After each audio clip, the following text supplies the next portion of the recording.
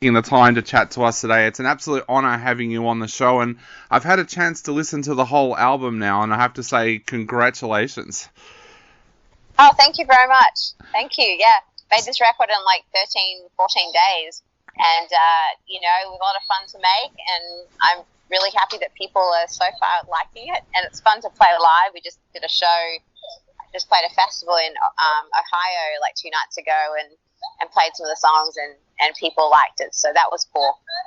13, 14 days, that is so quick for an album. Can you talk us through that process? Was it already written and completely ready to go, or were you writing during that time as well?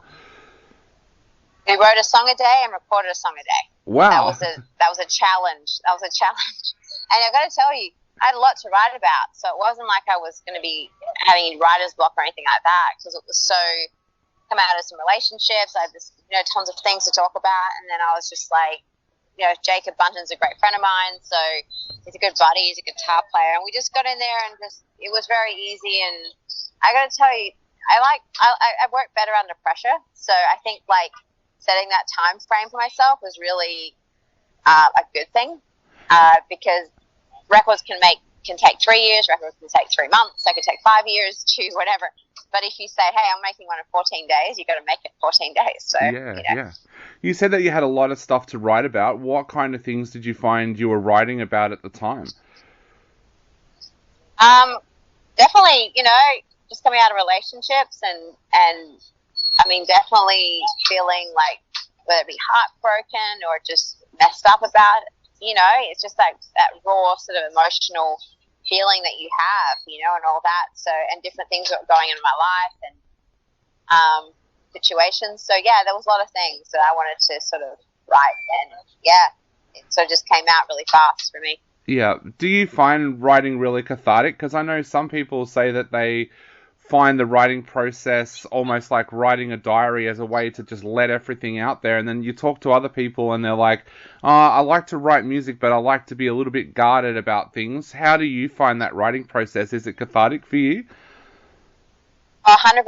Yeah, I'm very honest. All my lyrics are pretty much diary entries, and it's kind of, it is a little, I don't know, you get a bit sort of, not nervous, but kind of bit weird, like once the song's done, it gets put out there, and you think, oh, they're going to hear it, because it's pretty much, I tell it like it is. I don't hold back. I'm not, and then some songs are a little more sort of, I keep the mystique there, and things, but some songs are very like right on the head, so, Yeah. Does it help knowing that there's probably other people out there going through the same stuff as you that are listening to it? Because I remember doing an interview with the Veronicas once, and they were saying about their big heartbreak ballad, and they said the one thing that got them through that when they recorded it was knowing that other people out there would be listening to it who were going through the same things, and it would empower them as well.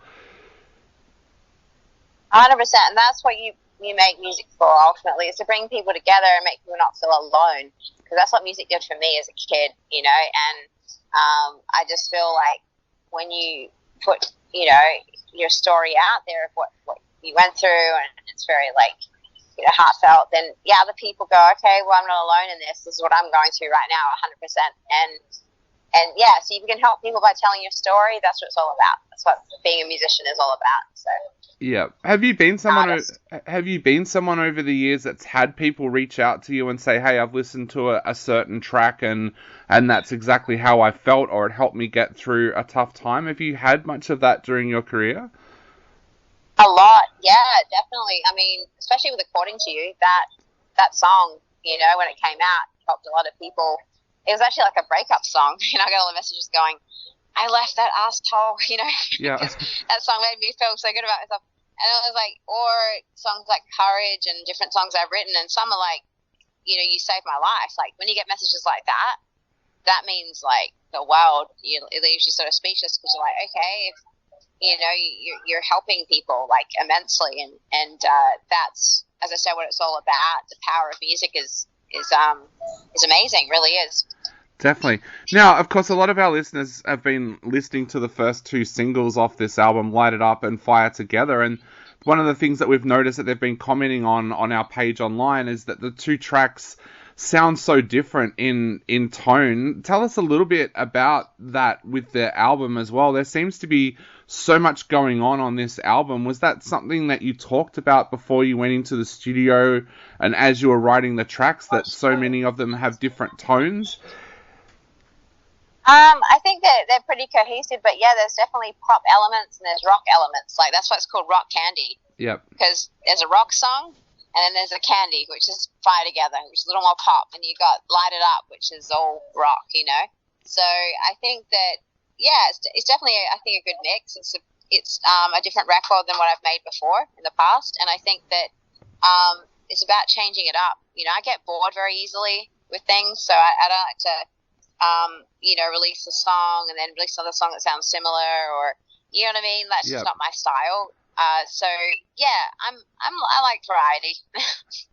So tell us a little bit about working with Jacob Bunton, of course, because he worked with you on this album. How did that come about to work with him, and what was he like to work with? Well, he's a dear friend of about seven years, and you know, it's like when you're with your buddy and you're making a record, it's really fun and easy, and he's a guitar player, and we just, you know, we geek out about guitars, and then we get to jamming a lot too together, and it's very comfortable. Making a record with a friend is a really great thing, because you can be vulnerable, you can be open and honest, opposed to being a little more guarded when you just meet somebody. And I've done that a lot of times where, you know, especially in songwriting sessions, you don't know somebody, and you're pouring your heart out, you're putting all your cards on the table, and you're like, this is what I'm going through, and it's a bit odd, you know what I mean? It's a bit odd. So this is, when you work with somebody that, you know each other, your buddies, there's a comfort in that, and I think the music is better, because there's not that getting over that, oh, I've got to, you know, get to know this person. So it was a really fun experience, and hope to make another record with him in the future, for sure.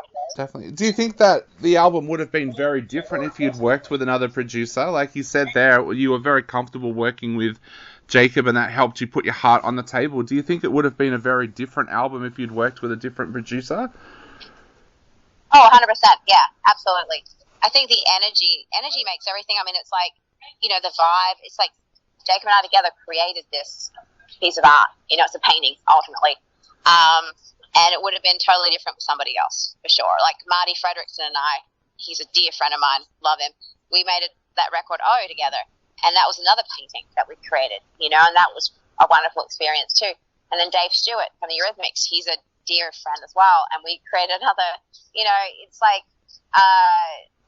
yeah, I consider them to be like, they're pieces of art, you know, that we create together, and we both bring something different, you know, to the table, and it's just a vibe thing. It's how you feel. It's just going on that feeling, you know. And when you start writing the record of where it's going, you're in it together, and it's like a pack, you know. It's like when you're mates, it's so much easier to just go with it, you know. And it's a cool thing.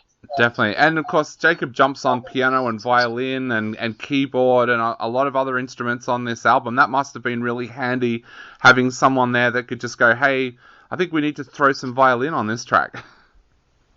Oh, 100%. Yeah, he's really talented, and he plays so many different instruments, and so it was very cool that he, you know, could just do that, and especially with the violin on the instrumental that we did, that was so fun. And so, you know, he's so great. And then piano as well. We did the ballad version of Where Did Your Heart Go? He's an amazing piano player too. So yeah, very talented. Definitely. Now, I'm asking you a question that I know the answer to, but I know my listeners don't. Are you coming back to Australia soon for a tour or anything like that? Yes. So next year, definitely. I think it's around April, but there will be dates announced on my website, which is being revamped. If people go on my website now, I'm getting a lot of complaints. Oh, your website's down. Well, somebody hacked it before, so there was a skull and crossbones at one point. They've gone away now, so we've retrieved the domain, so now we're just revamping it so people get all the information and the mailing list and all of that, so it'll be all professional, because it was down for quite a few years. We couldn't get my Orianthi.com back. Somebody just decided to hack it. Wow. It was really unfortunate, I know. Yeah. But, yeah. But you're doing shows with Vanessa and Maurice, which sounds really exciting because I grew up not very far away from Vanessa actually, so got to see her perform when she was still a high school kid. So tell us a little bit about those shows because they sound like they're going to be absolutely amazing. Well, we're doing a performance together in Australia, just one performance we're doing out there in Brisbane, I think. And then we jam together, over here in LA, and she's a dear friend. We've known each other for so long, and she lives around the corner from me here in LA. So whether I'm over there tending to our horses, or we're going on hikes, or going to Sunset Marquee together and grabbing a martini, it's always fun with her. Awesome. Now, I know we're running out of time very, very quickly, but I just wanted to ask, how does it feel being able to come back to Australia, but also, how does it feel getting out there and doing shows again after we had such a long layoff with lockdowns and things like that?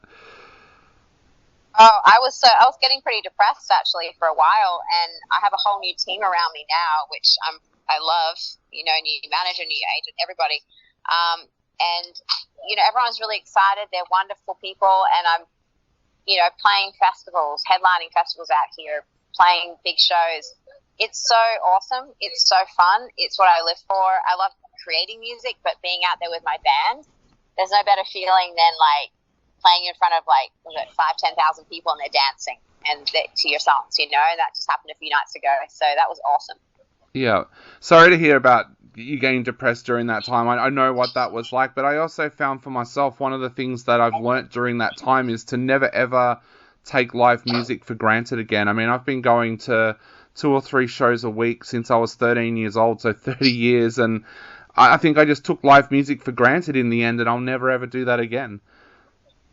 I know, right? It was crazy. I think one of the first shows I attended was Santana with Earth, Wind and Fire out here in LA. And there was 20,000 people, and it was awesome. But I was it was pretty wild, to feel that energy, and it was very cool, though. Truly. I'm a big music fan, so not only do I love performing, I love to go and see shows. Definitely. Well, Orianthi, we are running out of time very, very quickly. So to finish off, what would you like to say to everybody out there before they go out and grab the album, but also before you head back to Australia as well? Well, I miss Australia terribly. I think it's been 3 years now. I want to thank everyone in Australia who has bought my records, who supported me over the years. I can't wait to see you again. And I hope you like the new record. I really do.